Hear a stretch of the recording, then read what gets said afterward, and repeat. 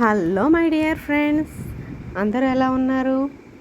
అందరూ బాగున్నారని అనుకుంటున్నానండి. నేను కూడా బాగున్నాను. మీకోసం మేము వెళ్ళిన టెంపుల్స్ గురించి, పానకాల స్వామి టెంపుల్ గురించి చెప్తున్నాను. ఫస్ట్ అయితే మేము విజయవాడ రైల్వే స్టేషన్లో దిగి అమ్మవారి టెంపుల్కి వెళ్ళామండి.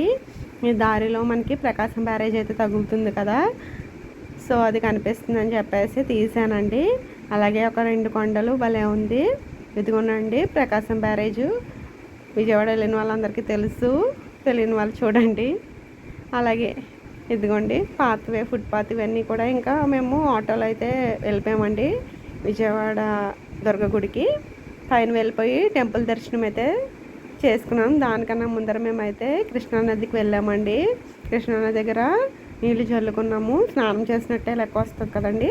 ఇదిగోండి వీకెండ్ కాబట్టి చాలా రష్గా ఉంది చూడండి.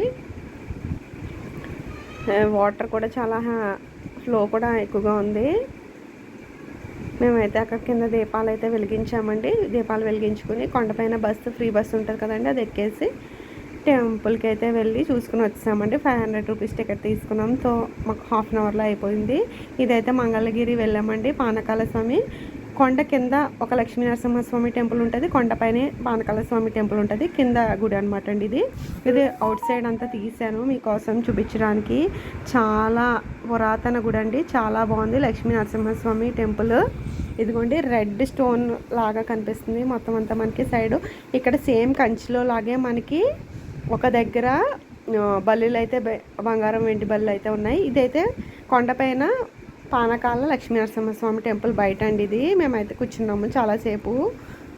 మనకైతే పానకాలు బాటిల్స్లో అమ్ముతున్నారు. టికెట్ తీసుకుని ఇదిగో లైన్లో ఫస్ట్ ఈ లైన్ అంతా మనం వచ్చేసాక ఇలాగ బయట అయితే మనం కొంచెం కూర్చోవచ్చండి. ఇలాగ పైన మెట్లకి వెళ్తే అమ్మవారి గుడి ఉంటుంది.